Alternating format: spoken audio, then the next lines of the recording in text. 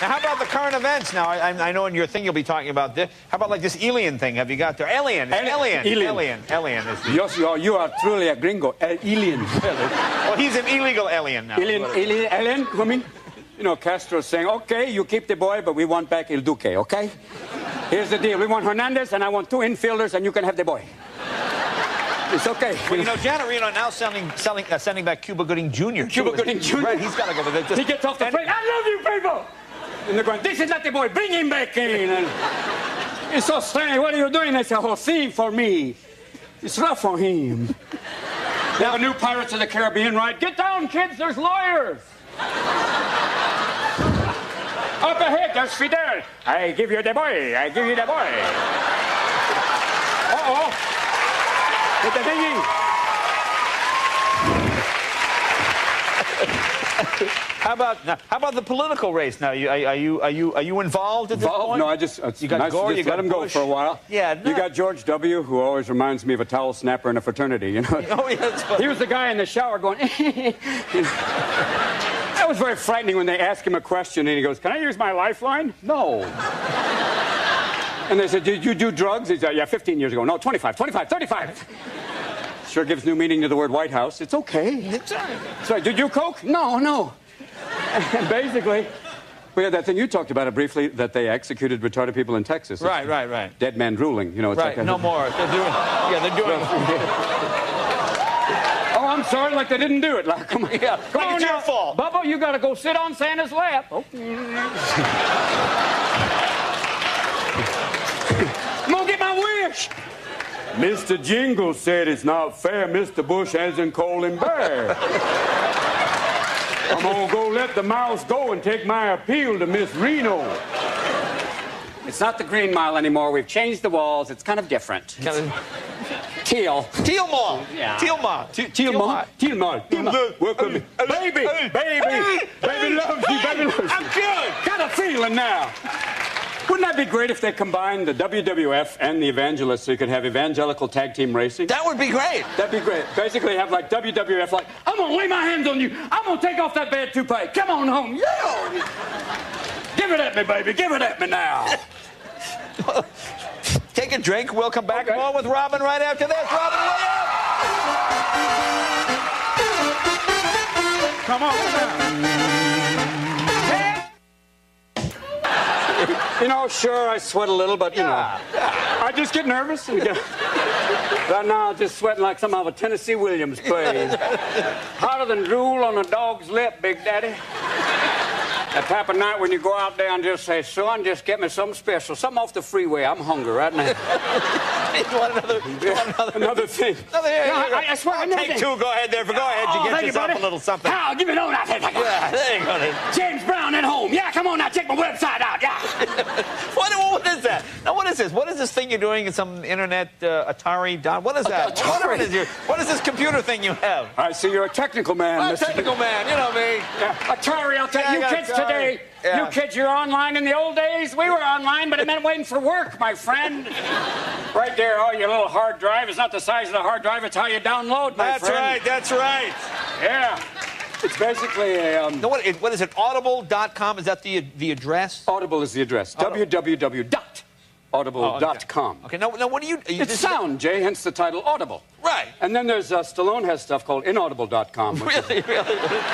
Yeah, it's him reading books like Stallone reading Goodnight Moonlight. And even the kids are going, I don't understand. Well, I mean, how do you get... I mean, I know you're doing movies. I mean, how do you get involved in this? What's the idea behind this? You're getting so excited. I'm excited about your project. What are you doing? What is this? I don't understand. This technology is... I'm confused. Jim, I'm a doctor, not a busboy. It's basically, it's downloadable sound, okay? Hence Audible. Right. And then also they have things like books on tape, New York Times, Wall Street Journal, which is really great to read. Yeah, but what is it you do? What you do? Are you doing a weekly show? I do a weekly show, which can be either myself, just doing characters and riffs, and conversations with friends like Oliver Sacks, Susan Sarandon, Mario Cuomo. Mario. Oh, right. Yeah. We got, let's see, Jonathan Winters was yesterday. We talked Monday. It was great. Oh, that's good. Well, he's very good. And a half hour's not enough for him. You must have like 2 or 3 hours. Yeah, we did an hour, and I hope, So we'll mix that up. So how do you hear the show? You just, what is it? You go to audible.com. Audible.com. Let me write it down for you. Audible.com. www, that's World Wide Web, World Wide and WWF, it's a wrestling website, be there. I'll meet you, Martha Stewart. Bring your hot glue gun, bring the muff, I'm waiting. Sorry. Even the censor went, no. Now, are you a big computer guy? Yes, actually, I really like. Oh, you really get on? I get on there. I'm Long Tom 39. Really? No. That's you? That's me. I can't believe Was that it. you? Yeah. What are the odds? I didn't know you were that flexible. Man, I thought you had huge. You said you had huge breasts. I did, and I do online. You have to be very careful because you think you're talking to Eileen from, who's a 23-year-old bisexual. Turns out to be Earl, a postal worker in Iowa. Now, do you visit the chat rooms? Do you go in all those? Yeah, you go in there. Audible. .com. And then what after that? Robin? And then you look for me. There'll be a little picture. A picture of you. Things that you could... Something that you could do. No, it's not damage. It's not Oedipal.com. No. Oh, it's not one thing. It's your mother. No. So every week it's a different. Yeah, different show, made for the web for people to download. And okay. And it has this stuff, and you can either load that on your computer, and from there you can load it to an MP3 player, which is... MP3? An MP3. And you're going, what's that, my friend? What is that, you say? A small... Everybody, you can ask that guy. You know what an MP3 player is, don't you? Oh, yeah. I'm sorry? No, that guy doesn't have he's got a reel-to-reel tape recorder, that guy. He's going, 8 tracks, Robin, give it up, man. I've got a huge collection of Engelbert and Don't Knock Me. But this is like huge with like college kids and high school. Yeah, basically, I've been using it for music for a long time. Most of these players can download an hour of music, and with this, you can download 20 hours of sound, my friend. Oh, I see. Audible. But a lot of guys are bypassing the record companies and just taking the music directly from the... Straight from the web, my friends. Wow. You can get that, and you can check it out there. And that's what I'm doing, because Bicentennial Man did so well. Oh, no, that was a good movie. Oh, yeah, that was a good movie. That was fun. You were great. It was fun, and this is just something to try out, just to see. It's basically radio. Oh, that's great. Yeah. Radio, now I understand. Now you understand. It's radio. Something I can listen to that in the car. Yes, that's what you can do with this, too, Jay. Hey, what do you think? You're up there in San Francisco. What do you think of that Microsoft monopoly thing? What do you think of that? You got any What's an amazing thing today? The NASDAQ stocks, all these guys who had, millions and millions of dollars in... Billions. Billions, but now it's like Confederate currency. I know. It's like... Guys are going, oh, Lord, we're going to do well, aren't we, Mr. Davis? Now my NASDAQ stock's done dropped. There's Bill Gates on the freeway. We'll work for a website. I just need money for an IPO. Please help me. He's actually tried to join with the Vatican and have stained glass windows 99, things like that. Really? Really? Well, that would be a breakthrough. Yeah, but something simple. I mean, all the tech stuff is going all crazy because people finally realize, oh, what is that? What does it do? Yeah. And some of it works, and others are like, the Amish tech line is a little rough. Really? Yeah, it would be. You get in there, it's just a guy going, how did you call me? I don't have a phone. And no buttons. No buttons. No buttons. So you can't log on.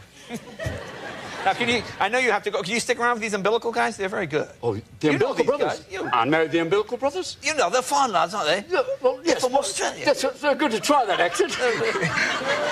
They're from Australia, ladies and gentlemen. There you are. They're from Australia. You know that place where all the animals are there? That's Darwin's waiting room? You know that one? The beautiful animals they have well, basically, they have an animal called, what is it? It's, the platypus, duck-billed platypus. Yeah. Platypus, which has got a duck's bill and a beaver's tail. Basically, I think God was going, what have I got left? Okay. Can you stick around? Yeah. Just stick around. Be back with the Umbilical Brothers right after this.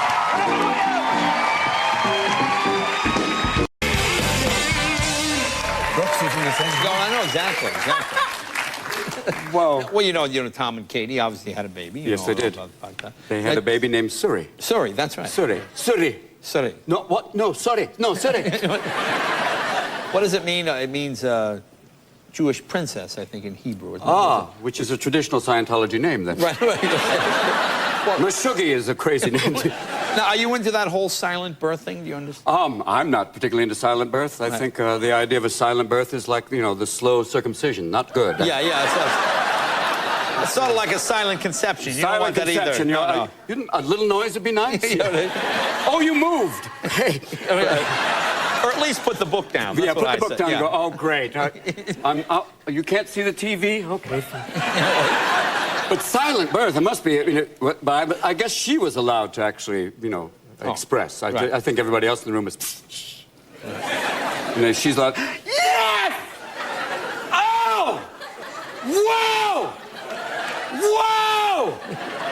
The baby's gone. Okay. Now, Brooke Shields had her baby in the same hospital, Same same hospital. day. I don't think that was a quiet one. I think she was in the medicated ward. Whatever! It was like, yeah! Woohoo! Pop! Yeah! There's a baby! Yay! Now, With an epidural, pretty much, it's like, what's going on? It's like a magic show. Yeah. My son was born cesarean because he was so big, and all of a sudden the doctor puts up a little tent, and it was like... It's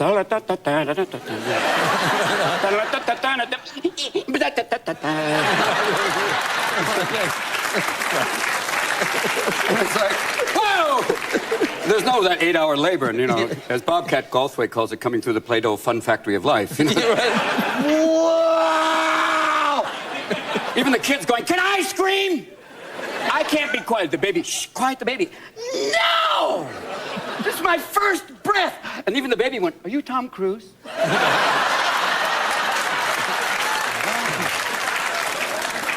Tom Cruise. Oh. You're my dad. Wow. Now, RV, your first comedy in a while. Yeah, in a long time. But yeah, it was fun doing. Looks like it was fun. fun. It was a blast. It was like a paid vacation. We're shooting all over the place. We shot in Canada, and because they get a big... Welcome, Canadian brothers. Nice to have you here, eh? We shot at the same lake where they did Brokeback Mountain. We just did different scenes. Oh, yeah, I see. More of a family. More of the family it's incest, family movie, yeah. I can't quit you. I kind of think of John Wayne going, well, you know, I can't quit you, Corky. Oh, God, do oh. No, well, now tell us what your character has like a midlife crisis. He wants to bring the family together. Basically, he uses that. He says he wants to do that, but in reality, he's trying to conduct business at the same time as a family vacation. Right. Because his boss wants him at this place in Colorado. He was supposed to take a vacation to Hawaii. The whole family was into that. He's going, no, we'll have a together time in an RV, and we'll go to Colorado, and it'll be quality time together. Right, now here's the scene. What is it? I like the big rent me on the side of the on the side of the that's RV. the director's picture, too. That's very Sonnenfeld. So you've just rented the RVs. You've just picked up the family. Yep. Just pick up the family, put them in the RV, we're just leaving the driveway. Let's take a look. Here we go. Yeah, baby. There you go. RV opens this Friday. Robin, thank you, buddy. Always a pleasure, my friend. Be right back with Kiki Palmer right after this. It's all part of it. Because I believe the human mind is adapting and evolving slowly but surely, but I'm trying not to speak that fast because eventually you have to catch up. Come back. She's about to pass out. I came to Bombay last year. I am very excited about my musical.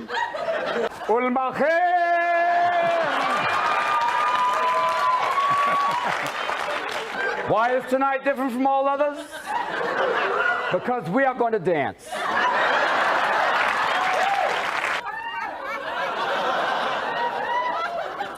Welcome to Iron Chef. You'll cook them up. Not be afraid to do the balls. I'll cook them up and put them on as high.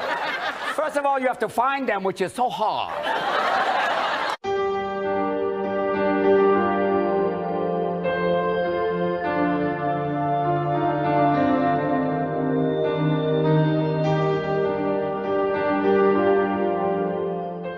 Oh, I love it.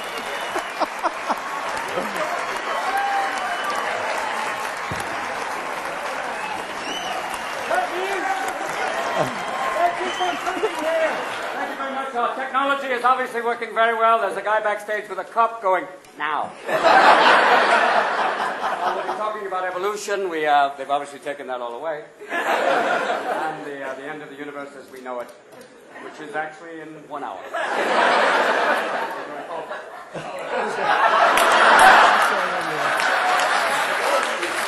Give it. Begin. We're here with a live debate that's not being televised. A lot like the last 6 years in this country. Now! I'm sorry, we shouldn't make fun of someone who has a hard time as it is. They just took my ID, so I can't leave. There's a guy outside just going, give me your ID. I can't, man. It's me. I can't. And then they made me spit in a cup and took some urine. and told me what my genetic tendencies were. Designer genes. You too can have gills. Call me. Obviously, these people are dead. They're not coming. These seats are reserved for past dignitaries. Gandhi. I don't know who that was, but are you okay? It's the allergies. Be careful, someone will actually sample that and come back going, "We found your relative." For those of you who didn't get your new book, there's also in the gift bag, they have the new Apple iWife. It's 2.0, it's incredible. It's a hands-on thing, you'll see. It comes with iLife, which you eventually... I didn't mean to offend you. How much money have we raised so far? This is amazing. Keep going! Is there someone in London right now? Dear God, what is he doing? My husband and I are wishing for a wonderful year. I have only one question for the royal family. All that money and no dental plan. But... Hello! God bless us all. How are you doing there? Started in a garage, now owns everything. If you walk into Google, it's just all there are in each room is a little computer monitor and an exercise ball, which is, I think, how they're hatching new employees. This is incredible. All these minds are sitting here going, "Oh, well, yeah." Today I've seen such amazing things. Oh, the people actually... No. You carry on. We're talking amongst ourselves. You carry on. No, that's all right. No, keep talking behind my back. I just got out of rehab. Thank you. I have a question for you. Yes, sir. For you. If they all asked really nicely, would you come back for a few minutes tomorrow and... Oh, speak nicely again, please.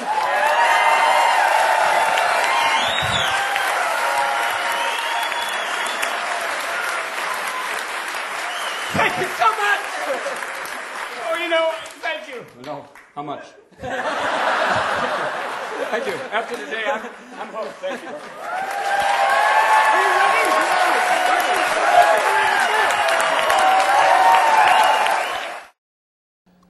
Here is one of the funniest guys on the planet. We're just trying to figure out which planet he's from.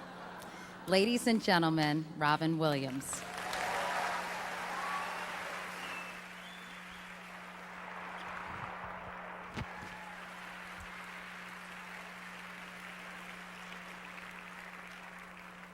Good evening, wealthy souls. It is a joy to be here, to have an evening where you're raising anal consciousness, to see Harvey Weinstein sitting at a table with Jeffrey Katzenberg. The end is near. The Oscar race has officially begun. They're both going, "Mine!" Winona, put it down, honey. Let it go. Got it, own it, want it, stole it, got it. Okay. We're here tonight to talk about colonoscopy. Many of you are going, "Oh, why?" And many of you have had surgery. I know some of you have had a lot. The women who've had the Botox injections going, "Look, I have no wrinkles." You also have no expression. You look like you've had a slight stroke. What are these lumps under my eyes? Those are your nipples, madam. Now, why are we here this evening? We're here to talk about, yes, it comes to a certain point when you hit the age of 40, well, all of a sudden you're peeing like a desert rat. You're standing there going,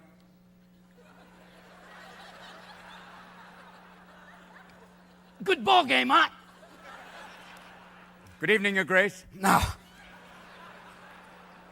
what has happened? What has happened is your prostate is bigger than your ego. And sure, you might take some wonderful drug to try and help it go in, like something like macoxiflowin, something like that, to help you with that.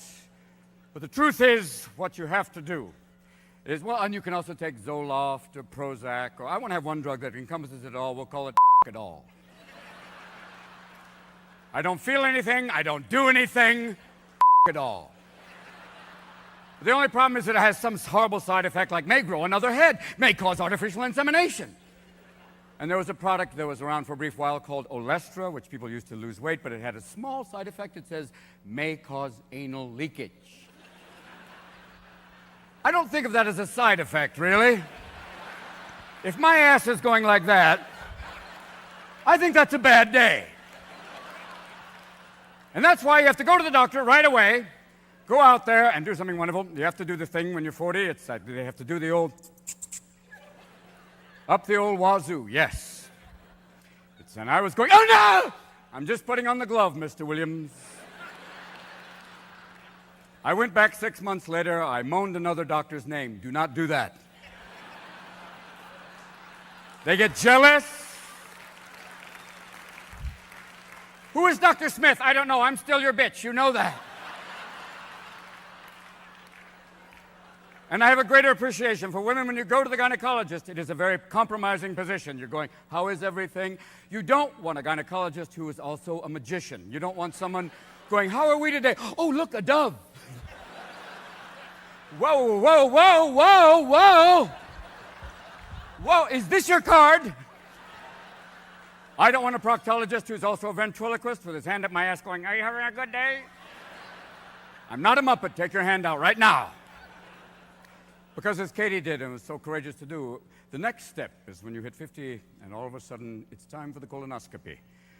Yes, it's basically a roto-rooter with a video camera on the end. And it's going up you. Suddenly, you're your own Discovery Channel special. With Jacques Caca going, slowly we are going up Robin's behind. Up ahead, a burger he had in '85. And then you see something, oh my God, is that a polyp? No, that's a fart, Mr. Williams. And then something wonderful happens. In order to go further up your ass, they blow air. Now you're a f***ing party favor. It's like, mm. And if you're a real man, you go, no, give it all you got, Doc. Let's see how much you'll take. You feel like a piñata. You think little Mexican kids are going to come out and go, get the present, get the present, get the present. And I know the air is coming this way, and I know the farts are going, incoming! It's not a finger, fall back! Fall back behind the feces, wait for my signal! Because the moment they pull that tube out of your ass, you are an Evinrude. Rolling, rolling, rolling, keep that colon flowing, rawhide, 40 miles. You put on your pants, they're ballooning like a spinnaker in the America's Cup. Yeah, and all of a sudden it's fire in the hole! Way beyond anal leakage, don't let down here, boys! Wait for it! And then you go, see you next week, doctor, and you try and walk out like... Hold the elevator, bitch! 7 floors. And you walk outside and everybody you pass, you have to go, it's me. Even small dogs are going, lay down, man, you're dead. You only hope that someone will give you a match and you go, flaming old man. Because that's what you have to do. That's what it's about. So don't be afraid of it. Don't be afraid to put the old camera up your ass. I don't mind the camera, it's the crew that bothers me. That's what hits me hard. So I thank you for coming here this evening, for raising all this money for Miss Katie, the wonderful lady there. Thank you for having all these lovely candles.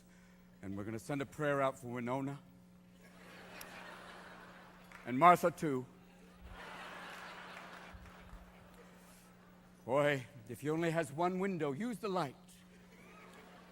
And thank you all for being here. Have a wonderful, wonderful evening. And now you may have the meat, and you'll be seeing it again. Good night. To all of you, brace yourself. Salute. Jeffrey, Harvey, get out your fucking checkbook. Do it now.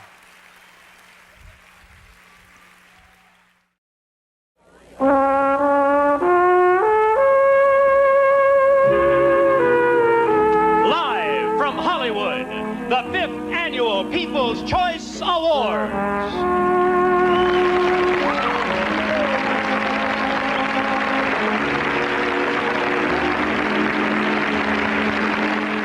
we're proud? Is that my card? Yeah. It is here tonight to present the award for your favorite male in a new television show. Who will it be? Ron Liebman of Kaz, Robert Urich of Vegas, or Robin Williams of Mork and Mindy? To bring us the answer, ladies and gentlemen, Christopher Reeves.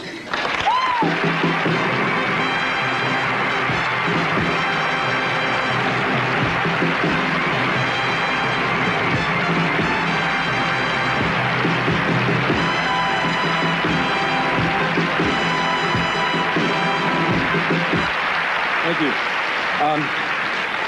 Actually, I'm supposed to bring you a message from Superman. He just called me this afternoon to say he's sorry he's not going to make it tonight, but he's had a totally mind-blowing day fighting for truth, justice, the American way. He's really, really wiped out, and he just wants to have a bowl of soup and go to bed early. So, anyway, I wouldn't have missed this for anything because the winner of the most favorite new male television performer and all of those is an old friend of mine and a former classmate at Juilliard School in New York.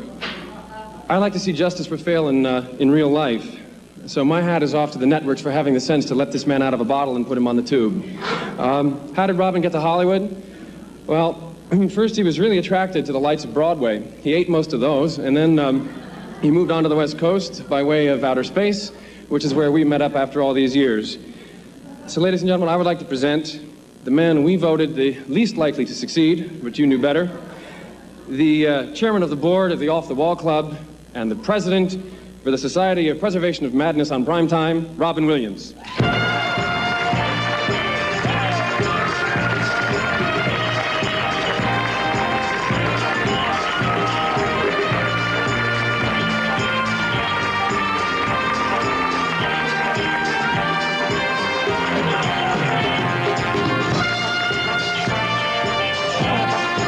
That. Look at them. Or somebody's fantasy. I don't know what to say. Donka. This is pretty. Look. Tupperware. Okay. Thank you. Oh, no cameras, no cards. Ah, they're afraid of cards with me, huh? I just want to say thank you for letting me do what I do. Shut up. Give me a chance. I know what I'm doing. I don't know. I'd never believe that I get paid to be this silly. But it's really incredible. All the people, all the writers are sitting back in the back there getting real crazy. The producers, those two men, Mr. Johnson, Mr. McCraven, who also couldn't work unless they had a show like this. I'd like to thank my mother for moving and not giving the forwarding address. And all the people, thank you. It's incredible. So it's actually, we should say, Mr. Hausman, we made it, Pappy. What's happening?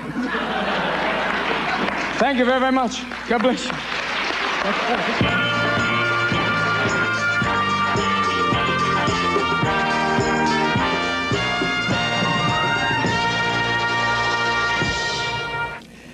In many ways, this is the toughest category of them all, new TV comedy show. Now, the three that you chose are all resounding successes this year, and deservedly so. Each one is quite different from the other, and yet they all have two things in common. Each show has great personalities performing the principal roles, and all three shows deal with people who came from somewhere else. Different Strokes is about two kids who came from another neighborhood. Mork and Mindy is about a guy who came from another planet.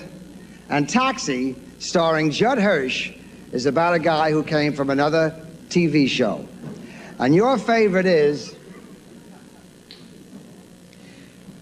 Mork and Mindy. Ladies and gentlemen, Pam Dahlberg.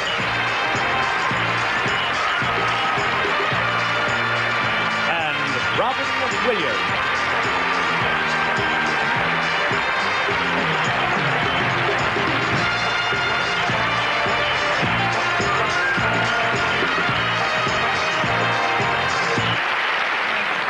Okay, here we go. I think I'm supposed to be up here. Well, once again, thank you very much. And we'd like to bring up the rest of our wonderful cast. Conrad Janis and Elizabeth Kerr and Jeffrey. Come on, Jeffrey. Come on up here. Jeffrey Jack Kay.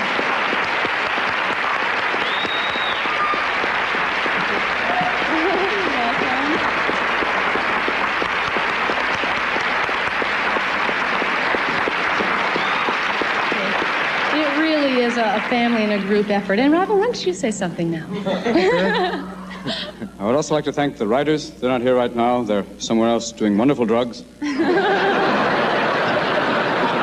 Yeah. As we sit And for those of you at home on drugs, it's okay. And all the other people, the production staff, all the people who worked with us, around us, sometimes near us. It's an incredible group of people, and I'd like to thank them all. And thank you very much.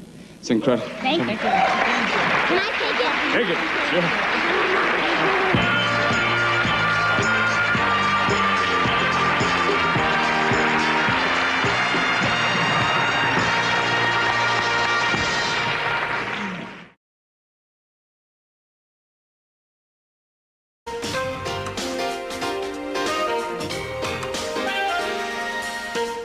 From our studios in New York City, this is Charlie Rose. We remember Robin Williams this evening. He was my friend, and he was a friend of this program. He came to this table often. Nobody on the planet could be so spontaneous, so improvisational, so smart as Robin Williams. Simply stated, there was no one like him. In a league of giants, think Letterman and Carson and so many more in television and stand-up and film, he was a unique giant. So talented it took your breath away. He was the guaranteed laugh, so smart and so quick, but impossible to define. If you're in journalism, your instinct is not to praise, but simply to state he was brilliant.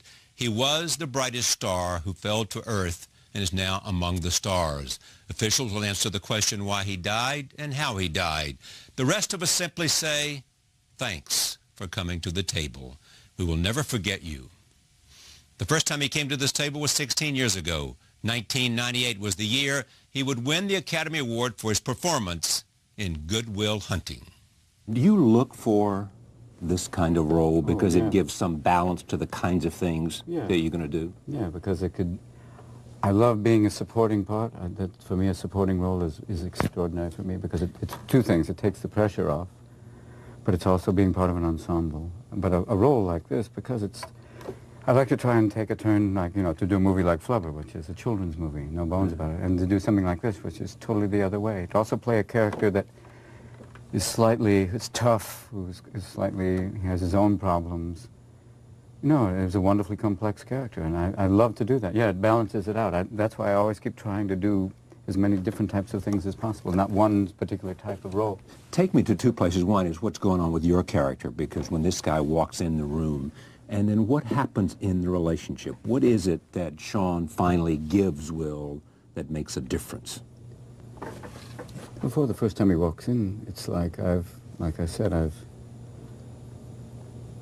wife died a couple of years before. I've been teaching at this place called Bunker Hill Community College. I teach, you know, all different types of psychology classes, but I've kind of withdrawn.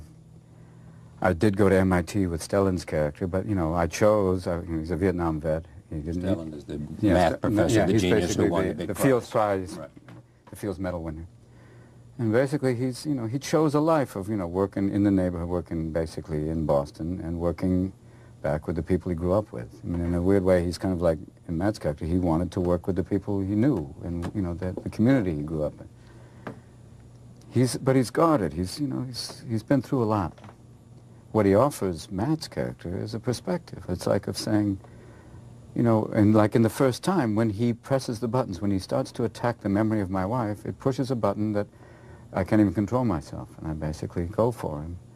And I violate the therapeutic relationship in that moment. It's no longer a therapeutic relationship, and that's why, you know, the next session, that speech by the Swan Pond, is essentially saying, okay, I know who you are, you know who I am, and you really, you know, you messed with my life in a huge way.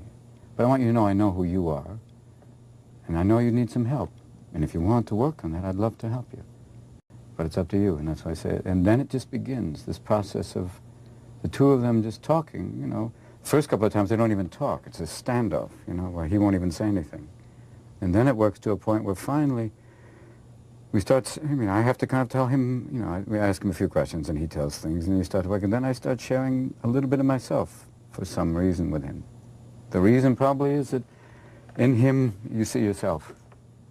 He sees in himself, he sees, you know, I see the same mind going, and I see where it could go. It's like that argument that we have with Stellan's character in the bar, where he gives the Einstein thing of, what would Einstein have done if, he didn't need anything, he became this great mind. I said, yes, and also there's another great mind who lived in Montana named Theodore Kaczynski. So it's that idea of he needs work. There are things, he can have everything. I know he's a genius, that's a given. That's not what I'm there to work on. I'm there to work on the other part of him. The other part is to reach that's his soul, and why at the end I'm just saying to him, what do you want to do? You could do anything, and just bounce there for. But in the end, it's like me, it is father, son, but it has all sorts of other elements. But you are, go ahead. I was just going to say that he's saying that what you've chosen to exploit in my character is not a flaw. This relationship I had with this woman is not a character flaw. This was an amazing relationship I had, and because I had it, I've really lived.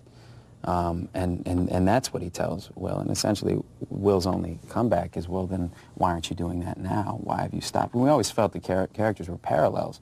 They were both kind of stagnant when they meet each other, and because of this interaction, they end up moving on in a healthy way. When did you know that you wanted at least to entertain, if not to be whatever you are? It was that time when I saw my mother. When did I know? I think it was after high school. Really? Yeah, first year of college. I knew that there was kind of slight tendencies that way. You did have tendencies. Yeah. What are you doing? Just performing. What is that about? Nothing. What are you doing? Better late than never. No, it was. I think it occurred in college where I took this improvisational theater class, and something was so freeing about that I flunked out all of my political science courses. But did well in improvisational theater. Oh, amazing! Yeah, we did. Very well, very well. And it seems to to the have man done. born. Yeah. Yes. Yes, sir. Lord, yes. 'Tis that thing that I do well now. Interspoken thus. I have brought my mind hither, and my mind will flow thusly upon the questions thou hast riddled me. And know, my friend, that in the end, you must suppose that Charlie Rose knows. Yes, he does. Yeah. So that was, that was the beginning where it really started to kick out, and it's been like pretty much from then on doing this. Is there one great thing you want to do? I mean, is it this? Do you get more satisfaction from this kind of thing, or do you, in the end, get the most satisfaction when you're out there with an audience? It's equal in different ways. I mean, it's like comparing hang gliding and spelunking. I mean, this one is a kind of the idea of how intimate this piece is, and when it works and it reaches people on that intimate level, it's just as meaningful to me as performing live. It's different, and but it gives me the same satisfaction. But performing live is this extraordinary. It's cheaper than Prozac, and it's this great release and this amazing kind of fulfillment of. The one caveat is it's performing live, and when you're really creating. I mean, when you asked him, is this old stuff or new? Yeah. That's an old line, my friend. I've heard that one. But when you really find a new piece, then there's something wonderful. The creation, the idea of when you create, that's extraordinary. That I really. But do you sit down and write this stuff at all? No, I basically it's a free association. Yes. Free association. That sounds like a law firm. Free association. Young and Freud. All right, we're free associates. Raise your right hand or your left, whatever you want to do. It's like, what do you do? Whatever your mother tells you to. If it's not one thing, it's your mother. Stay with me, and here we go. It's like putting say right here and walk away. Your mother will know you better. By the year 2000, Robin Williams had already appeared in more than 30 feature films. This conversation centered on the challenge of acting and improvisation. What you should do is combine Shakespeare and stand-up. We could. Is this not a chicken that I have held? Did not the two Jews enter the bar and on entering find that it was theirs? All is undone till the Muslim doth drink the Scotch. I shall know thy name.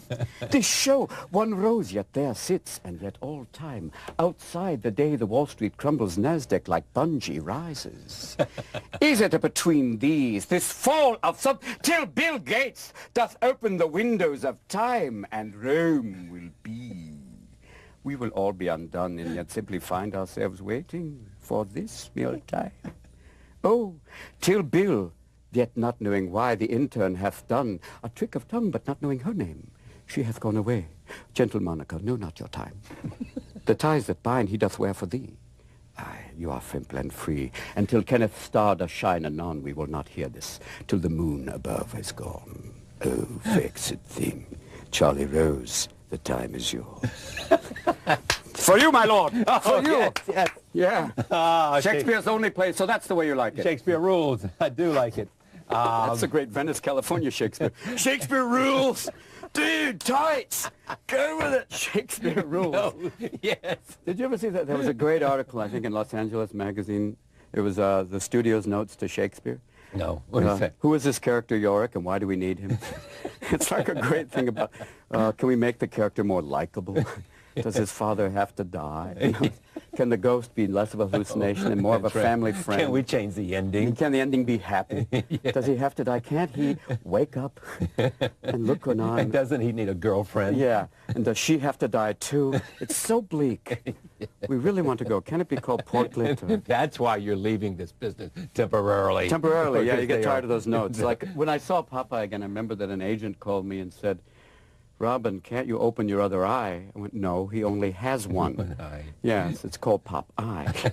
He was thinking it'd be much more, and the character would be more likable if he could open both eyes. He said, no, pal, that's the way he's been for 50 years.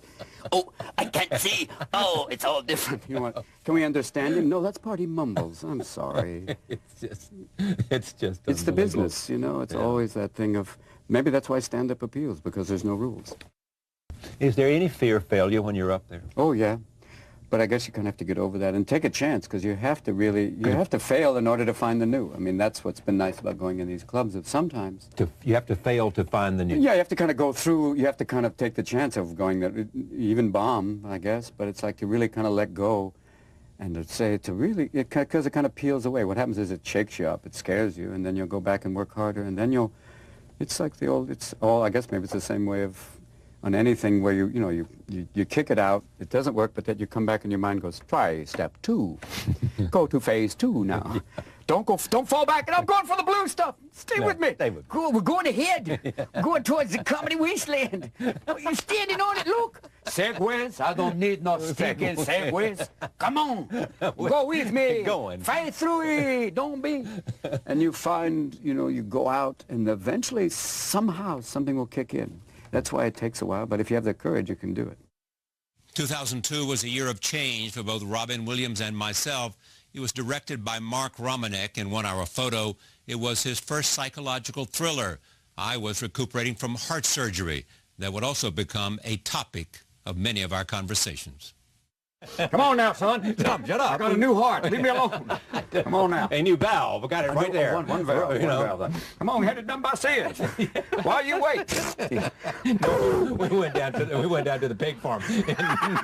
Bobby, we got another one here for Mr. Rose. Give me Louise, the good one. Yeah. Give me a big valve. Yeah, Louise ready. We've been fattening her up. Fattening her for a week. Yeah. She's got the biggest valve I've ever seen. That's what we need. He's a big boy. We need a big valve. Big boy. Bring the big boy. And make sure it's healthy, because Mr. Rose wants to live a long, long time. Don't bring me Teddy. He's not so good. Teddy sleeps all the time. I saw that pig eat smoking the other day. It's hard to see a pig with little cloven hooves.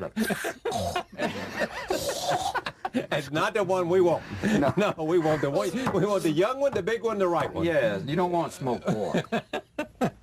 Though you made these 3 movies in which you play a bad guy. Right. Was there some need in you? Was there some reason you wanted to go out and tackle things that you hadn't done before? I wanted to have people to understand my inner self. I never meant to hurt anybody. They shouldn't have been there. They should never have looked at me that way. I wanted to. I had these demons, and I had to get them out. My head was like a fishbowl, and the bubbler was broken. I had. That's a bad one. Even that therapist will go ask him about that. But I think the idea was, as an actor, wanting to play those characters, because, as Anthony Hopkins said, they're no longer bound by the laws of likability. Yeah. That you have a character that can be so, and in this case, so kind of normal, hyper-normal, and banal in many ways, that you no longer have to be charismatic. And we went out of our way to take away all of that. Like, right off the bat, Mark designed the makeup with Cherie Mins to be very much totally opposite of who I am, thinning the hair, blonding the hair out, glasses, clothes that I would not want to keep a single item of. Clothes that if you set on fire, even the fire would go, I don't want it. Yeah. All right. Do you specifically aware of the fact that you don't want people to see Robin Williams? You want them to see the character? That's what we started off front, and that's why it was great to have Mark, because he would monitor it very much and say, you know, that's not Si. Yeah. And it was great to have, because it's about, once again, it's all the details, the minutia, everything in the sets, it's all part of it. It all fits in. Someone said another thing one day. I was walking in the Walmart and I disappeared. That's a great compliment. Yeah, it means sure. that all of They a didn't sudden, see Robin. Yeah, I mean, but also they didn't see Si. Yeah. That he disappeared and became part of it. Yeah. And that type of detail has been really lovely and interesting to have. And it's the thing that you said, Dion Arbus said, that the more detailed you are in your work, the more universal it is. Yeah. And the behavior and all those little things that people have come up to me after and said, I love your shoes. I went, thank you. No, I mean in the movie. And they love the fact that when I walk, you know, it's that, you know, that kind of the squeakiness of that. Everything gets under people's skin, the sound, the images. That's a great thing. Do you have to put brakes on an instinct to improvise? No, because like we talked in the beginning, I would have moments to just blow the doors off. I couldn't be, if I got method, and sometimes even Mark had to say, you're getting too tense with it, because I would go method and be, I've got to do this, and be going, and he'd go, just blow it out for a moment. I'd go blow it out, then come back and be very free, and be very kind of calm. There's kind of a residual energy that you said existed afterwards, which was great. Well, I think it, you know, there's a lot of tension that's created because we know Robin Williams from, you know, talk shows and the comedies and the stand-up. So we know that he's got this volcanic amount of, you know, of energy. So when he's playing this very repressed, restrained character, we know he's repressing a volcano. And that creates a lot of tension. If another actor, we may suspect he's, you know, repressing a hiccup, it's not as tense. It's like, but it, yeah, and it keep that going, and you're charged up. But it helped to have that kind of freedom to go off, and then you come back, and then there's this thing where you're very much there and present, and people would say that they're, you know, registering when you're just watching someone, that they would pick up on a lot of things when, that's very good, that's what we wanted. That when you have a character, most of the time it's just observing, which is a very interesting, delicate line to walk, where you're looking at other people, and you have to be with this kind of mixed bag of envy, anger, all these different things kind of going through, not just one emotion, but many, like as in life, where lots of things are going on simultaneously, which is great. I don't know how to ask this question, but I'm interested in the answer. Is it where are you and where do you want to go now in terms of this? With what I've been doing? Yeah. The same. I want to keep doing interesting movies like this. And, you know, I'm 51, so I'm getting towards Walter Brennan. Like, you're good at characters.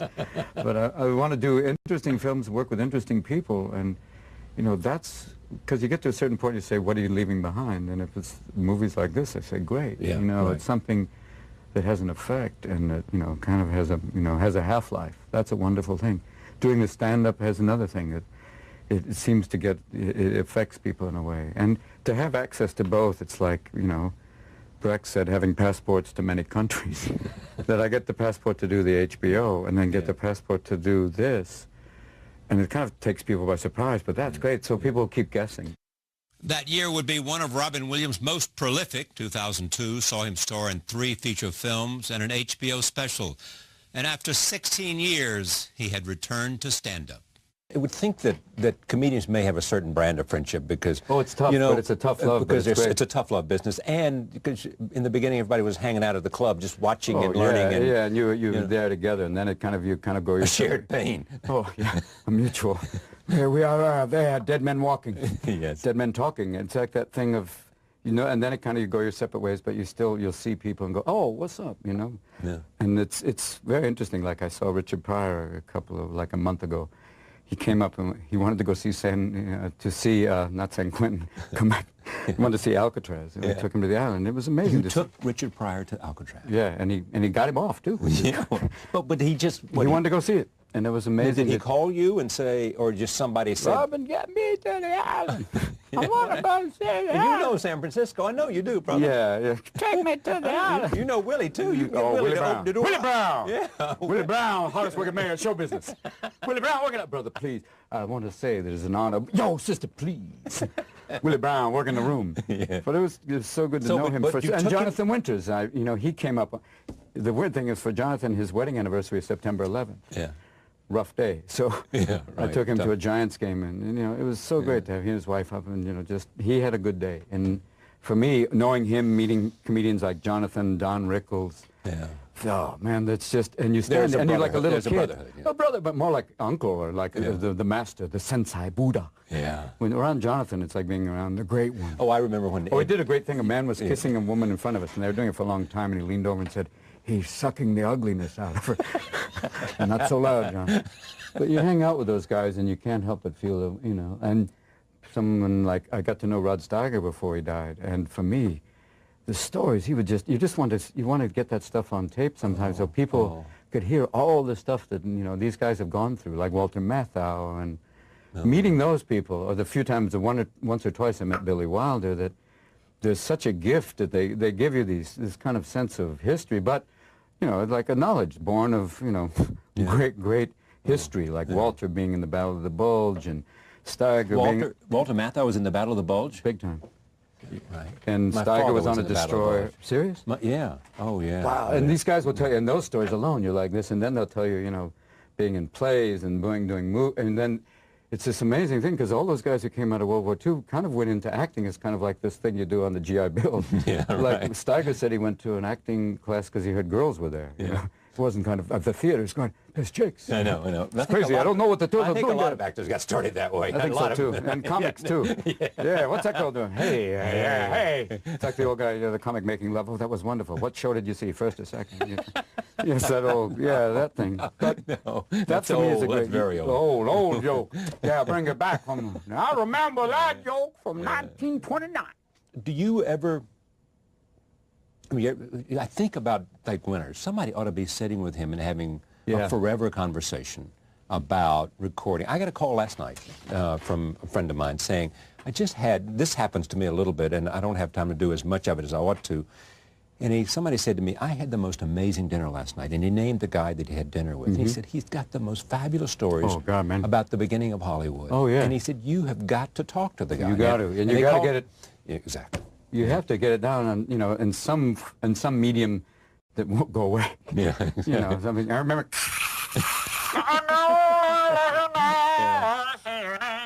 But, you know, you hear from all of them and they tell you stories that you're just going, oh, my God. And it's, you know, it's like hearing the first, you know, the audition tapes of, you know, Jimmy Stewart. Line. You know, you want to hear all these things, and, you know, and they tell you stuff that you just, that's hysterical. And, but also powerful, you know, coming through the Depression, you know, making movies and, you know, being in movies with, like, people that they, you know, like Bogart talking with, you know, Don Rickles and all these people, and there's this amazing interaction. And meeting Brando. I got to meet him once. And? It was insane. It was wonderful to see him just to go, Robin, this man. And I'm just going, oh, you know, there he is. You're going, I don't know, it's crazy. Give me butter. But he was, he's an amazing guy. All of these guys have so much to tell and teach, and that's, Brando actually put together an acting class and, you know. Oh, and put it on tape. Yeah. Have so, you seen I mean, the I tape? think, Didn't he get guys like you to help him? Yeah, people came and showed up. But I think here's what he's doing is kind of doing what you talked about, giving back and, you know, saying, kind of sharing what he knows. And sometimes he'll ramble on and say, I don't know what that means. but he's saying, but sometimes he'll just say something, you go, whoa, it is that kind of Buddhist moment. Yeah, you do have it. I mean, there are moments in which you just say. Yeah, there is a Zen Cohen, you know. Exactly. And then there's Sam Cohen. And then there's a times when show business in those days, there was no movies. We were just doing this in front of a cave wall. How many Cro-Magnons does it take to light a fire? And it was all of this stuff that they tell you. Yeah, I think you have to get it on tape. And it helps to have people just, you know, being like a catalyst and just letting them go, because they'll tell you stuff, and then they want to tell you stuff, you know, and it's important because it's almost, it's like the verbal record or visual, verbal and visual both, because they light up because you see them talk about it and they just remember it, and and it's like, oh yeah, baby. To have an audience again. It's even an audience or someone, it's the audience again combined with, and remembering it again. Science is an interest of yours. Oh, it's kind of fascinated by it. It's kind of, my brother started off as an optical physicist and then teaches science in Memphis. Optical physicist. Yeah, basically, you know, what's that? But it's anyway. like, you know, but I'm always kind of fascinated by it and, you know, the potential for it, you know, especially when they're talking about the human genome. And what the things of, you know, working on, you know, send in the clones. There was that. What are you doing? Nothing. I met a Nobel Prize physicist. He said, what did you do? I've developed a specific gene therapy for a very specific form of cancer, and it's it really will solve our problems for the next 20 years. And he said, what are you doing? I said, I'm just having lunch. But you meet them, and they're very, very kind of quiet people who've solved the problem. We're figuring out how the brain thinks. Yeah, well, basically, I've worked out, total neurosurgeon. Yeah. How are you doing? Oh, I'm fine. And what do you do? Yeah, well, I talk on television. I make noises. I talk on television. I make noises. Yeah, I make noises. Yeah. Yeah, Peter Lorre says, I make faces. I like to make faces. Why won't they let me into there? I never did anything wrong. I was never hurting any of us. Where was that from? It was, actually, he had a couple, but it was in M, which was, but that was in German. But he did a monologue once on a television show where he talked about, my head is like a fishbowl, and everyone sees inside of it. I can't imagine Ed Sullivan going, I was Peter Lorre, right now, doing a wonderful monologue from Psycho, doing an incredible sociopath. What musical instruments do you play? I tried to play the saxophone once, and they had this wonderful black saxophone player who said, don't hurt it. You're hurting the instrument, Be kind, do it. Be kind, yeah. You don't, finger it. Treat it like a woman, not like you're trying to grab yourself. It sounds like a whale being, sodomized. Let it go. My favorite is you listen to those old blues records. Oh, man. Yeah. Like when Bonnie Raitt's going out to find all these great old blues artists. Yeah. I remember it was 1927. I had just gotten out of prison for the 7th time. Yes. I wrote this song called Stay Away From Me. I can't remember all the other words, but this song was written after a night of lovely evening with a woman who I found out later on was a man. So we had ourselves some wonderful love. Yeah. It was all you never know. That night I say, I looked down in your thighs. You greeted me with a happy surprise. I didn't know. When Robin returned to this table 5 years ago, the quick wit and self-deprecating humor was still there. But now he was having health issues, and my friend became a bit more reflective on both his career and his life. So what are you doing in Weapons of Destruction? Self-destruction? Self-destruction. Talking about pretty much everything that's kind of happened, the heart surgery. Yeah. I mean, the idea of even the valves, they gave me the choice of getting, different valves. The porcine valve, which I said is wonderful. You're already inoculated for swine flu. And you can find truffles. Yes. And a bovine valve, which is great because you can crap standing up. You're more stubborn. But it is that weird... Play in the dirt. Play in the dirt. How are you doing? College kids tip you over at night. Yeah. And I thought, because after the heart surgery, you find yourself getting very emotional. And I thought, I got so emotional, I thought instead of a valve, they gave me a tiny vagina. I know it sounds like an Elton John song. Where you're doing, tiny vagina. So when did you know you were not doing so well? I was out on the road doing the tour initially, and I would finish shows and just be burnt. Like, this is more than exhaustion. Something else is going on. You get that really run-down thing. Yeah. And then when they went and they looked at the valve, they did the angiogram, which it was kind of weird, and it was just like... The leaking was like, and then it was causing you. Yeah, oh, yes. And look at you, Charles Rose, with your French valve. Huh? We had to look a long way to find a nice piece of him for him. Bring the nice vache for Charles. Huh? Ici. Maintenant, Charlie, these are the choices you have here. Look around. Cow, pig, chicken heart, if you want. Small, but you lay a good, fresh egg. Big horse. Big horse. Oh. And then you can hang out of the shorts. How proud will you be there? Look at Charles. He's happy to be here. But it's crazy. I mean, all of that stuff has been part of the act. Yeah. But how do you feel today? Wonderful. I'm like 98% there, I think. Letterman, when I talked to him, and he said quintuple bypass. I know. He said, he almost really went down for the big count. time. I think they went in and... Like within hours, he was... Yeah, within hours, coming.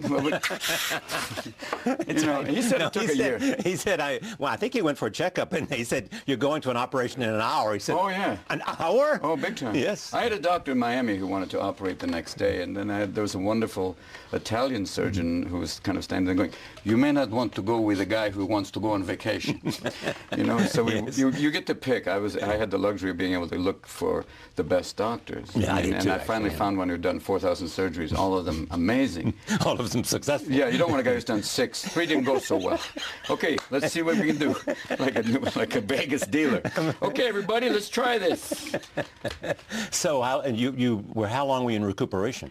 About, I think it was like 3 months, literally, to kind of just ready to go back out again. Go But back you on. feel better today. Yeah, I do actually. I mean, I do too. I mean, much better. Oh, that's the idea. I know. You don't want to be going, nice. I'm getting a lot of oxygen to my brain now. Oh, yeah. And it's really remember things. You appreciate the little things like breath. You know, and that idea. You do. It is much better. Yeah, I feel I'm back. It's wonderful. You were here at this table when I had my first valve transplant. Right. Here it is. Good luck with that thing. I'm happy about that. You know what happens to me as I walk around the street? People will look at me and they'll say, "Yeah, that's nice." It's better than if you people go. They go. When you go like. All right.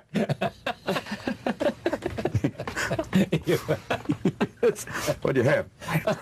What'd I have? I had a penile transplant. What'd you do? Were they from a pig? Nope. What are you doing? What are you doing?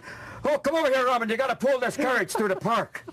I told him right there ever since he had that transplant. He's been pulling my carriage through the park. It's been so great. Has to stop once in a while. Yeah, but that's all right. Hello, doctor. Could I maybe get another appointment? Yeah, another appointment. What's happened? I don't know. Here's the deal. I need 2 horseshoes. Yeah. Yeah. And how's that mare? What do you mean a stud fee? How old am I? 4. 4, yeah. Bobby, how you doing? Welcome to the genetic thing. Eventually go, How's that? I feel good since I had that fig valve put in. A lot of people are saying it hasn't affected me. Charlie said I should get a fig valve. I don't know what's about that. And people go, Robin, hi, it's Michael on line 2. What are you doing? No one knows. This is my boy Gil. I don't know, you know. Bob, yeah, ever since that genetic research has come through, and the Botox is working, and the kids are happy. How you feel? You feel better since the elephant hormone? What are you doing? That would be amazing. That's the next step. You know that people are going to, you know, people now, you see people get those little contact lenses with the goat eyes. How are you doing? Great party.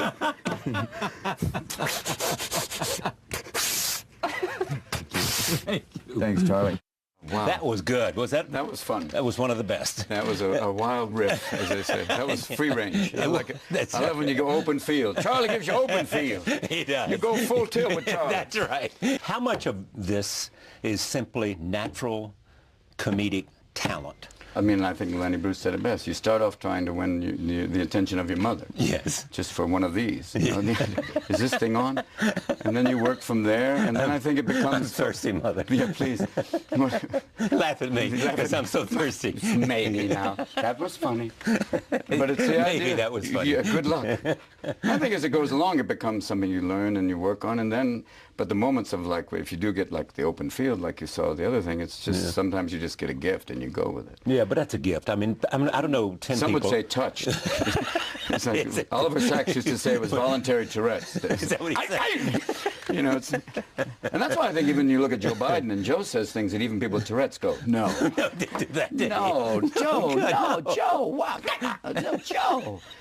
But I think sometimes it is both. Yeah, it's a nice combination of the two. Yeah. There are few people that can do what you do. You mean that are actually out of institutions? Yes, and that are not. Yeah, there's a few, and there's older ones like Jonathan Winters. Yeah.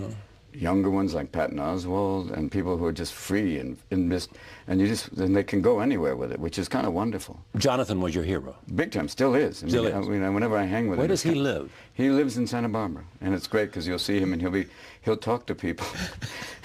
A woman once in character?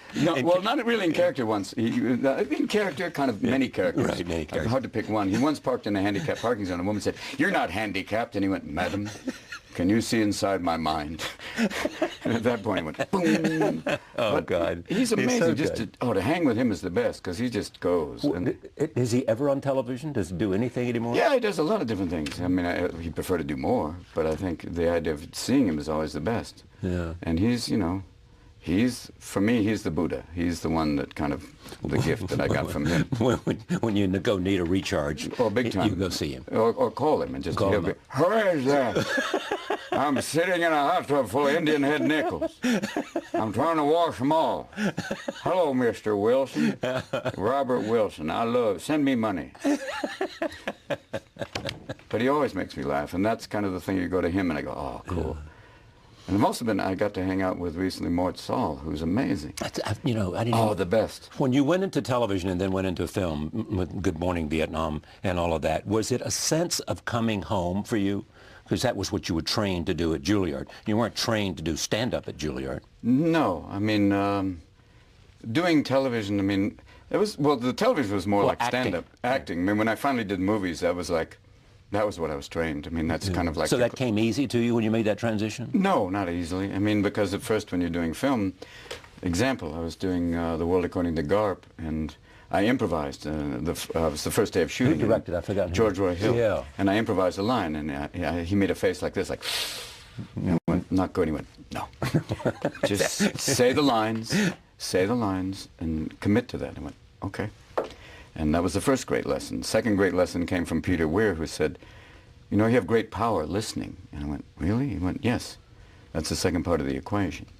When you listen to someone, it's quite fascinating. And stillness is very powerful. And I went, second great lesson, you know. And third great lesson is always find out where catering is.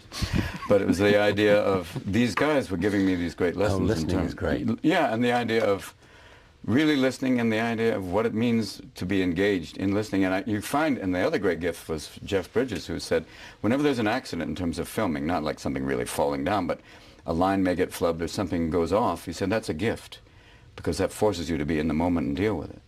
Rather than trying to improvise and create that, it's something that happens and everybody's respond to the circumstance. Respond to what's going on immediately. And it was another kind of, oh, cool. And don't be afraid to try those things, and it forces everybody to kind of engage, as in life, with the immediate moment. I think he has a very good movie out. He's getting enormous attention. He is one of the great American actors. I couldn't agree more. Yeah, and he's underappreciated because I think he's so natural that people think that's just him. Each and every one of his performances is different and iconic. Yeah. And like, you know, the great Lebowski, and the Dude is one of the great stoner characters of all time. Yes, indeed. If in California, it's a documentary. What does iconic mean?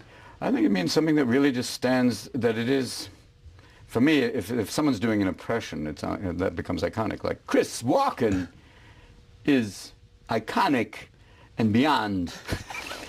And it's something that just stands on its own, that is so distinct that it stands on its own. I love talking to him, don't you, Chris Walken? Because punctuation is gone. A friend once saw him. He was standing in a puddle with his socks, and everything is just in his socks. And a friend said, "What are you doing?" He said, "Today, I'm an alligator." And they asked him. He said, "Chris, if you could have anything you could have, what would you want?" He said, "A tail." Because then you'd know if I was happy, my tail would be up, and it would always move according to your emotions. I'm surprised. Yes. Question mark. Punctuation. Great. Now, maybe. Oh, that's good. Yeah. Who else do you do that you love? Nicholson's the best, just because he's so out there. He does things. I love the fact everybody in The Departed is doing hardcore Boston accents. He's going, I'm not going there. Just out on my own. This is who I am, you know. When he won his third Academy Award, I was standing with him. I had just won mine, and he stood up, and he was standing next to me. He went, Robbo, I've got one for every decade. Good for you, isn't it? What a great night for me. Yeah. I mean, have you ever bought that there's some connection between tragedy and life and I think comedic talent? Well, comedic talent is the way that, you know, survival mechanism. Yeah, I buy into that. It becomes that, because they went through it, and it was part of how they got through it. I mean, Richard Pryor said he had to be the funniest guy around because just to not get crap kicked out of him, you know. And the idea of, and it was also him dealing with the childhood of his mother being, working in a whorehouse, and the idea of, and the comedy, and when he really found characters, you know, because Richard Pryor, when he started off, was doing like Cosby, and he said that. Yeah. And then one night it snapped, and he went, I'm not doing this. I'm not tired of being this. And he found this other side of him, and it tapped into the anger and all the other things, but he was funny with it, so he can get it out. Yeah, I mean, he's one of those that everybody honors now. Big time. I mean, they really... I used to see him performing at the Comedy Store, getting ready for a stand-up. And he's the most amazing thing, because people want him to do Mudbone. He'd go, oh, you people, you do it. And he would do characters, and you could see him just become possessed by these characters. And it was just amazing to see him do, and go free range with it. Yeah. And then as soon as it was over, I could see him, and he was just kind of like, you could see the catharsis of it, because he was totally free on stage. He can get out the demons. And did you have to get out demons? I don't know. No, where are they? You know where we are, Robbo. We hang right here. The demons, where are they? Let me live with you, boy. Come on in, Robbo. Talk to us. Talk. You got Robbo. It's on your back. Tell Charlie about the demons. I've seen it on your back. Tell me. Hey, Charlie. Charlie, where are we going now? Going to a strip club on Valentine's Day. Come on, Robin. It'll be fun. It'll play well with the wife. The demons. What are you, the demons? They're more like spirits, and they're in a glass. The spirits there. Where are you? Possessed. Dr. Jekyll, Mr. Jack Daniels. What are you doing? Aye, Robbo. You know, an optimist sees the glass half full, a pessimist sees it half empty. An alcoholic goes, where's the bottle? I became an alcoholic even thinking about alcoholic. Thanks for the vodka, Charlie. Yeah, you're okay today? Totally. Okay, well, that's not the best term. Yeah, exactly. Okay, I'm better, and also I feel great, and that's kind of wonderful. But did you go through certain kind of whatever? Yes, I went through a certain kind of whatever. 3 years of heavy drinking. Whatever. That's a nice. What are you doing? Welcome to the Whatever Center. Hi, my name is Rob. I have a problem with whatever. That's a nice vague way. Is that the way they actually do it? You have to stand up and say, Hello, I'm Robin, and I have a problem with whatever. I'm whatever. Yeah, finally. Welcome to whatever. What does whatever look like? You're looking at whatever. Yeah, whatever. I'm Whatever. Did you do a lot of whatever? Yeah. I used to do a lot of whatever. Wake up in a field. Did whatever get you down? Yeah, wake up with a road flare. Yeah, what are you doing? What's your name? Oh, my God. That's my valve. That's my valve. Valve. I told me, shut up. I love you, baby. Yeah, there was a problem with that. And then I went to rehab in wine country just to keep my options open. But you came out the other side and went, yeah, I'm back. And how were you different when you came out the other side? Dry. I think a lot drier. And I think sober and also able to experience life and go, it's pretty amazing. It's kind of, before the heart surgery, one of the more sobering moments of just going, life is extraordinary. I don't want to miss it, you know? Oh, man. It's a gift, you know? Man, I'm telling you. And to be spending most of the time like, I haven't. Where were you? I don't remember. Got it. You're absolutely right. To come back from that is like going, oh, look. And then you realize you do have family, friends, and people go, I appreciate you. And now I can actually remember what we're talking about. How cool is that? That's kind of the gift, you know? Yeah. And that's those things that you just, gratitude. That's the simple gratitude of like, yeah, it's good. Or as one guy said, every day above ground. You know, much nicer. But it's all those things. I appreciate them. Does stand-up make you a better actor?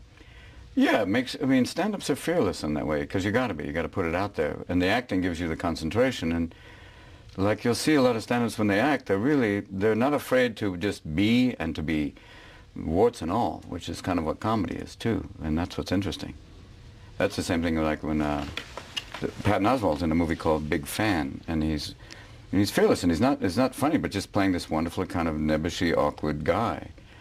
But as a stand-up, he's not afraid to talk about anything, and I think that kind of helps his acting the same way. For me, the stand-up, it just gives you this outlet that, you know, and you don't have to worry about it. And also the idea you don't have to always be likable. This character is not likable, he's a nebbish. You know, like when I saw the movie A Serious Man, have you seen that?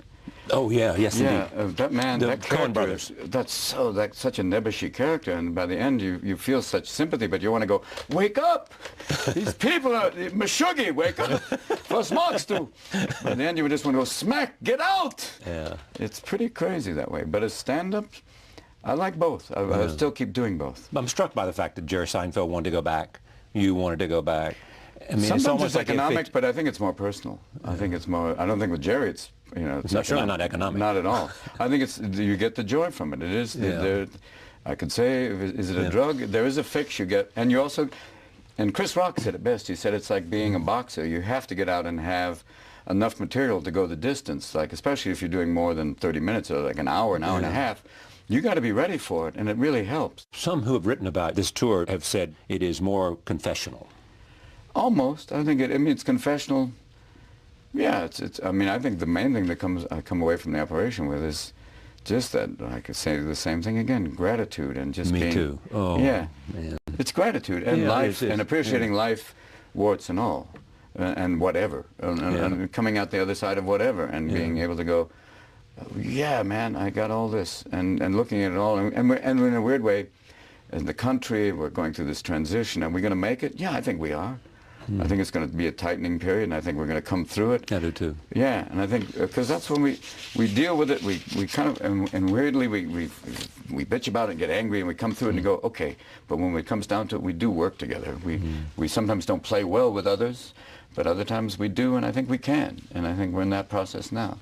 For me, confessional, yeah, it's a little bit. I mean, as close as I can be to a confessional as a 58-year-old wasp. You know, that, you know, your mother and I, you know, I didn't grow up with that kind of, you're the bastard. I was like, you know, your mother and I are so happy. You know? My mother was a Christian Scientist who had plastic surgery, so I'm like, how confessional is that? She was a Christian Dior scientist. It worked for her, didn't it? Yeah, it worked for her. Darling, I believe in Mary Baker Eddy. It's like, yes, baby, sure, baby. Yeah, but that's... God will take care. God will take care. God and for wrinkles, I need help. God and a good surgeon. You'll be fine. You'll be fine, Mom. It's like the lady on the Botox. Merry Christmas, darling. I wish I could express how happy I am. Merry, Merry Christmas. It's a wonderful Botox Christmas. Almost smiling now. Gathering around with friends and family. That's all I can feel. There's your son, Zach, funny. Big time. Is he really? Yeah, he's funny. Cody's funny. Cody does a great Chris Walken. As good as yours? No, much better. Are you serious? Yeah, and he hasn't really uncorked it for me. Zach is He funny. hasn't uncorked it for you? No, I mean, I think he's kind of been hanging back, waiting for the right moment. Yeah. Zelda's funny. She's actually been acting, which has been great. She's done a lot of movies. Yeah, they're what? How old are they? Cody's 18, Zelda's 20, Zach's 25. Yeah. And it's pretty wonderful. And they're all going to be in show business? No. No! No. Zelda's an actress. Zach was kind of at first... Well, that's one. One. All right. Zach, I don't know. He's got all sorts of different things he's been dabbling in. But he might or not? I don't think so. What do you think he's going to do? Well, he wants to go to Harvard Business School, so I think show business, unless it's directly involved. Production. He wants to run things. Yeah, bingo. Yeah, God there bless. you go. He wants to run Google. Oh, please. Netanyahu. And Cody's, I think, will be a writer, because he's really, ever since he's been 10, he's been writing really interesting fiction. So. You see yourself in each of them? Totally. But I also see someone totally different, which is wonderful. I see a little bit of myself, but then I see this other combination, a combination of Marsha and myself, and then something that's just them, which is magnificent. And they all turned out really wonderfully. You know, there have been rough periods, but they've all turned out to be just great human beings, and really, you know, Zelda acting, but also, it's more than just acting. When people said, you know, she's a very sweet and kind woman, I went, that's as great a compliment as saying she's a great actress. Right, that's kind of wonderful. When they say your kids are wonderful people, you go, then we've done something right, you know. Robin Williams did many things right. He made us laugh and cry and think and feel. He lives on, especially in the hearts of his survivors, his wife, his brother, 3 children, and 2 stepchildren. A giant among us. Robin Williams dead at 63.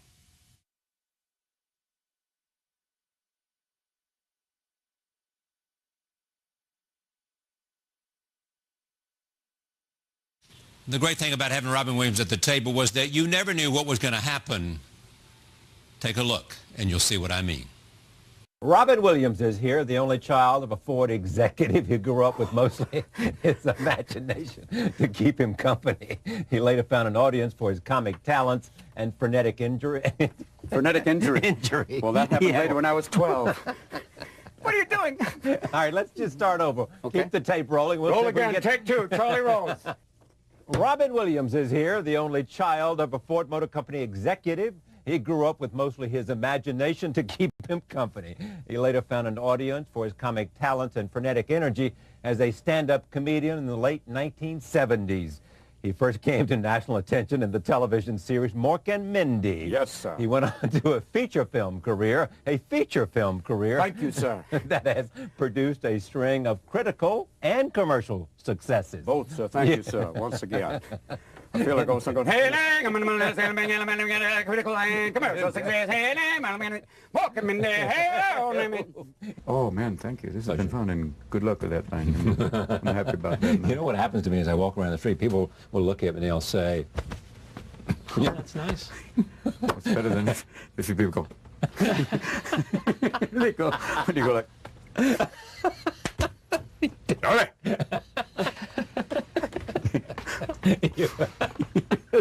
What'd you have? What'd I have? I had a penile transplant. What'd you do? Ready from a pig? Nope. What are you doing? What are you doing? Oh, come over here, Robin. You got to pull this carriage through the park. I told him right there ever since he had that transplant. He's been pulling my carriage through the park. It's been so great. Has to stop once in a while. Yeah, but that's all right. Hello, doctor. Could I maybe get another appointment? Yeah, another appointment. What's happened? I don't know. Here's the deal. I need 2 horseshoes. Yeah. Yeah. And how's that mare? What do you mean a stud fee? How old am I? 4. 4, yeah. Bobby, how you doing? Welcome to the genetic thing. Eventually go, How's that? I feel good since I had that pig valve put in. A lot of people are saying it hasn't affected me. Charlie said I should get a pig valve. I don't know what's about that. And people go, Robin, hi, it's Michael on line 2. What are you doing? No one knows. this is my boy Gil. I don't know, you know. Bob? Yeah, ever since that genetic research has come through, and the Botox is working, and the kids are happy. How you feel? You feel better since the elephant hormone? What are you doing? That would be amazing. That's the next step. You know that people are going to, you know, people now, you see people get those little contact lenses with the goat eyes. How are you doing? Great party.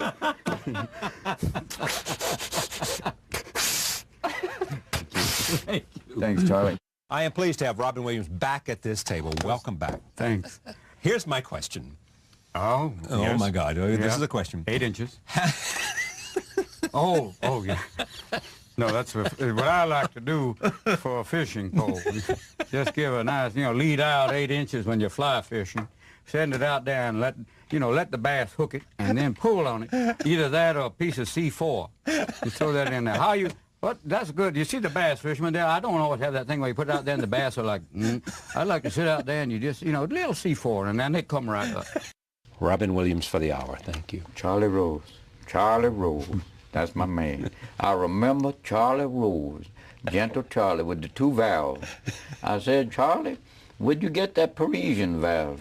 But now Charlie can come and sing La Vie en Charlie. Alors, Oh, la divano, la vie Charlie Rose, oh, la nemarone.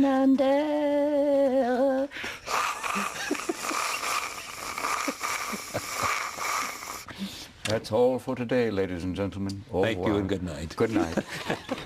Thanks, boss. Just gonna let the camera keep rolling. With Charlie Rose. It's a good thing there. I remember young Charlie Rose. I said, Charlie, go over there. And Charlie, even as a child, was doing interviews with his bear. He would line up all the little animals at a table, and he had a little tiny table, and the animal, and what are you up to, Teddy? And he had a picture, and he had just written down things, and even then he just looked at the questions and the things, and he would look at Teddy, how long have you been stuffed? And the bear was there, and then he would turn, and the other animals would just look at him, and he would turn. As a rabbit, do you feel fear near the bear? When the rabbit, do you feel fear near this small stuffed animal? Well, we'll be right back. Thanks, Bonnie.